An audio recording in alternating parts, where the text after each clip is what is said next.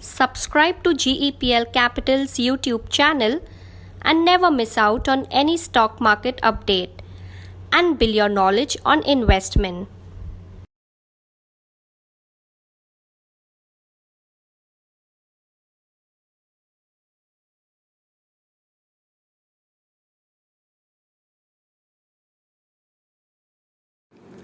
வணக்கம். நிஃப்டியின் பங்கு இந்த வாரம் 14,823 நிறைவு பெற்று 190 புள்ளிகளுடன் நிலையான ஏற்றத்துடன் நிறைவு பெற்றது.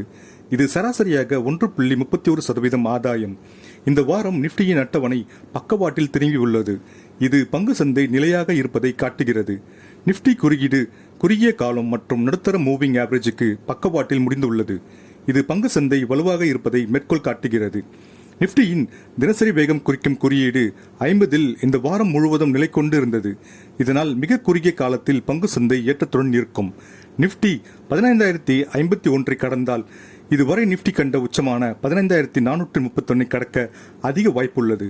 நிஃப்டியின் உடனடி சப்போர்ட் லெவல் 14,416. இது இந்த வாரம் நிஃப்டி கீழ்நோக்கி சென்ற அளவு. இதை கடந்தால் 14,000க்கும் கீழ் நோக்கி செல்ல வாய்ப்பு உள்ளது. நிஃப்டியின் வர்த்தகம் செய்வோர் 14,416 ஸ்டாப்லாஸாக கொண்டு தாங்கள் நீண்ட நிலை வர்த்தகத்தை தொடரலாம். 2 பங்குகள் வரும் வாரத்தில் கவனிக்க வேண்டியவை. அவை கிரானுலர்ஸ் இந்தியா லிமிடெட் மற்றும் BEL Limited, Bharat Electronics limited.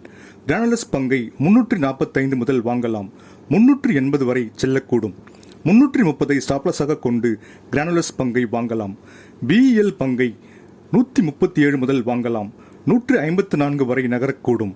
128 ஸ்டாப்லாஸாக கொண்டு பாரத் எலக்ட்ரானிக்ஸ் பங்கை வாங்கலாம். மீண்டும் அடுத்த வாரம் சந்திப்போம். மேலும் அதிக வீடியோக்களுக்கு GEPL Capital யூடியூப் சேனலை சப்ஸ்கிரைப் செய்யவும். நன்றி.